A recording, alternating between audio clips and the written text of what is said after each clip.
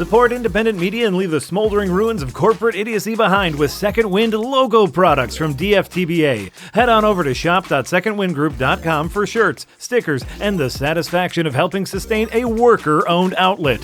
Plus, we've got cool bird merch, and everyone loves cool birds.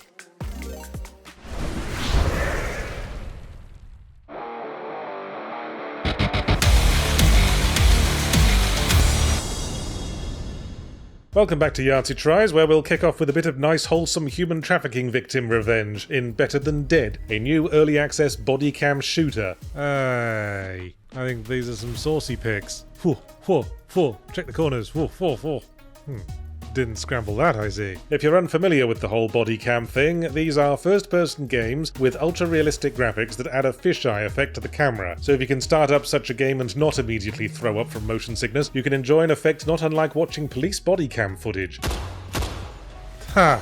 Didn't get me that time. Oh, he's been naughty. I was gonna say he surrendered, but black bags on the floor, I feel like we're gonna assume evil. Okay. You're either painting or committing crime. Someone released gameplay of something like that a while back, people got excited, and now everyone's ripping it off. Which brings us to Better Than Dead, a game that, without dialogue, establishes us as some kind of human trafficking victim in a snuff film warehouse in Hong Kong, who grabs a gun and immediately sets out to avenge themselves upon organised crime. The corpse was just had like a hand poking out with a middle finger upraised, and that's why they had to pixelate it out. Alright, who wants to be shot? Me! I want to be shot! That's why I went through that door! Ah, shut up. So why exactly she felt the need to have a body cam on throughout all this is left unexplained. Maybe she's got an Instagram. Better Than Dead is a game that needs to pick a lane. It has you rampage through dens of vice gunning down mobsters in suits, but it needs to decide if it's doing the gritty realism thing or the John Woo Hotline Miami frenzied fast-paced action thing. Because never the twain shall meet. What? Hey, I shot you last time, just so you know. And I shot you again.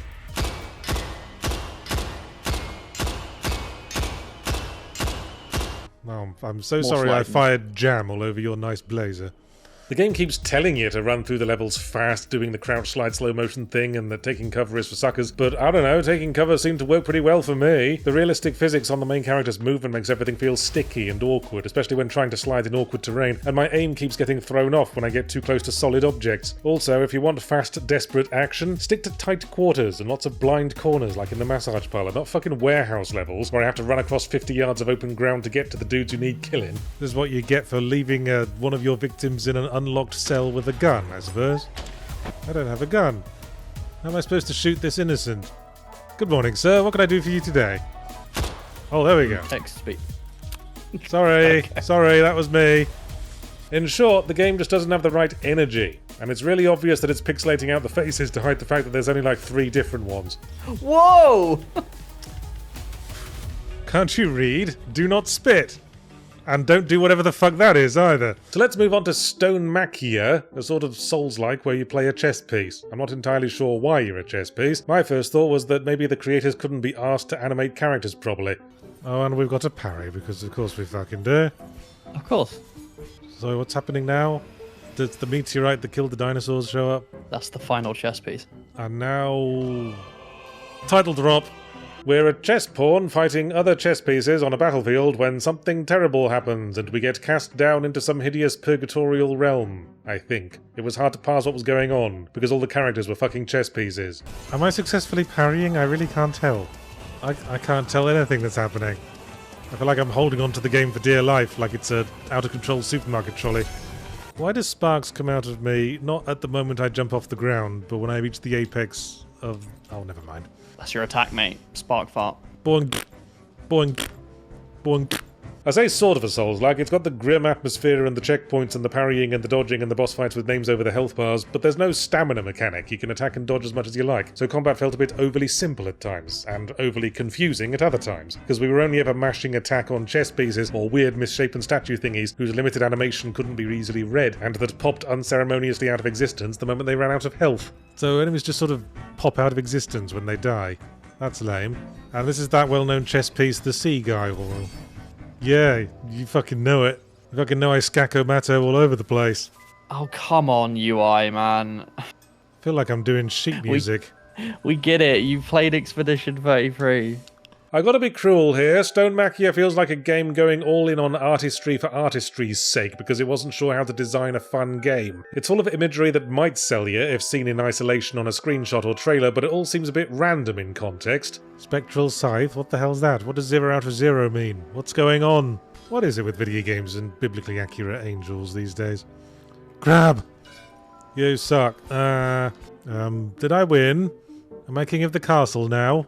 Alright, I guess my work here is done. You've got the chess thing, right, with you so far. It's all a bit American McGee's Alice with the contrast slider turned down. But then you've also got biblically accurate angels floating all over the place, and then separate to that, a load of giant crabs. What's the theme here? How did we get from chess to crabs? Well, I can think of how, but only because the girls in my after-school library club were really fucking wild. Our next game was Voidling Bound, a game I was mildly intrigued by just from the store page that called itself a hybrid creature collector third-person shooter, and I wondered how that would work. Do I pick up an alien chicken, hold it in both hands like a machine gun and shoot eggs at people? I think we've found our first Pokemon, I mean Voidling.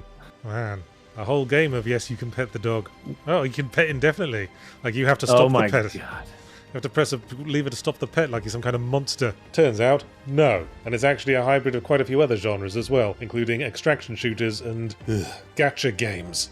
Sort of. Basically, you're this Journey to the Savage Planet looking motherfucker in a tech base on an alien world, and your job is to tame the local friendly wildlife so you can send them out to destroy all the badness on your behalf. Badness that inevitably takes the form of wibbly-wobbly purple badness goo, and the similarly hued monsters that come out of it. This is wonderful footage of Yahtzee's forehead. Am I gonna possess Beaky Twat? And will I be the Beaky Twat? What?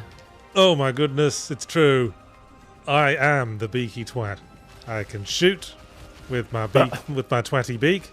Blah, blah, blah, blah, blah, blah, blah, blah, blah. Taking direct control of our alien pets, we go out into short extraction missions on the planet's surface, shoot a bunch of guys with our unique blend of elemental special attacks, collect resources, come back and upgrade our dude, or unlock some new dudes to upgrade and control. And it's all about optimizing and creating a suite of dudes that cover all the elemental damage bases in the manner of Pokemon or Persona or one of the other games. Cleanse the wibbly wobbly purple badness goo. That's the only thing wibbly wobbly purple badness goo in video games is for.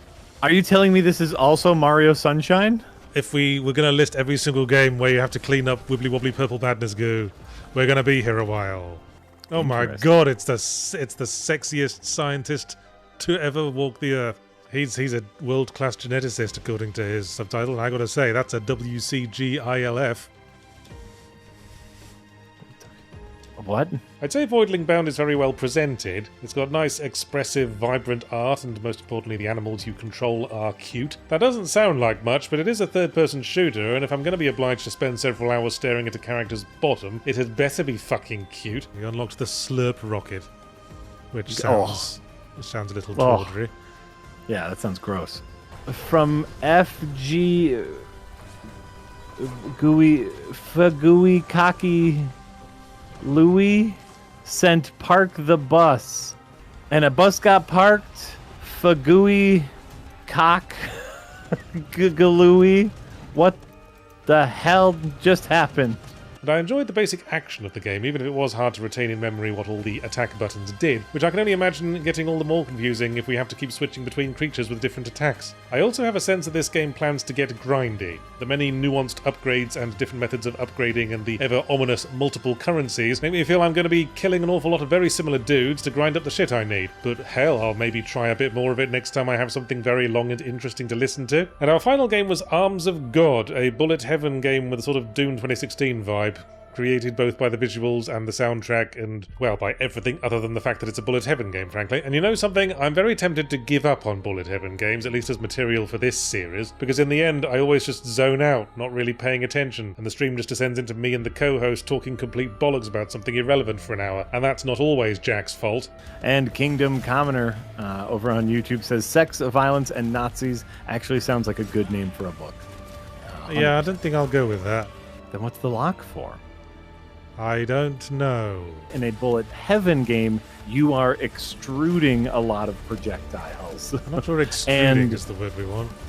That's the word I went with. Arms of God certainly didn't break that particular trend. Actually, it doesn't hold up too well even alongside other Bullet Heaven games because it's very stop and start. Every level just abruptly stops after the timer ends and we're immediately kicked to an extremely awkwardly over-designed interface to buy upgrades and merge upgrades and generally piss about with menus until we find which bit of the menus actually takes us to the next bit where we kill dudes, or at least the next bit where we move around so that all the killing of the dudes can be most efficiently done on our behalf. Fagakak Giliu. Right? I just want to know these jokes. I read Playboys for the jokes in the back. I'm just running around in circles. There we go. Doopy-doopy-doopy-doo. Oh, this game is kind of boring me. Oh, so maybe this is the spork of Bullet Heaven games. They just don't quite got it right. Maybe we caused all this. Maybe we caused it by not caring enough. I noticed an option in the menu to switch from auto to manual shooting and turn the game, at least partially, back into a twin-stick shooter, but after I turned that on, I thought, oh, this is really inconvenient now. I have to keep pressing this button. And I immediately hated myself for thinking that. And I just got another one for completing the path of the crux, whatever the fuck that means. Killed specifically these guys. The other day, for the first time ever, I watched Cats. I don't know if you've ever seen... Why on earth would you do such a thing to yourself? I was curious. Actually, I'm just going to turn auto attack back on so I can stop having to think. La la la la la la. Run around in circles. Do go on, sorry. That's all right. What was I talking about? Oh yeah, Arms of God. I didn't like it very much. Sorry? And the real question is, why aren't you already in the Patreon? Yeah, slacker. Well, you think you can just arse up to our stream without joining the Patreon? We don't like your sort round here. Were you singing Mickey's Playhouse or were you singing like a Danger Mouse thing? It's the Mickey Mouse theme song, the Mickey Mouse Club. You know, Right, from mate, the you end. don't need to say it with that tone like I watch that all the fucking time. You know, M-I-C-K-E-Y, M-I-C-M-O-U-S-E, Mickey Mouse, Mickey Mouse, Mickey Mouse, Mickey Mouse. Forever shall we hold our banner high, high, high, high. Boom. It's important to find things that you like in life. Let's see here. Sinos the Hedgehog. Good review, but no one's asking for Kane and Lynch 3. Yes, I know, that was the joke. Jesus. Keep up. Yahtzee, you are incredibly quick-witted. Why, thank you.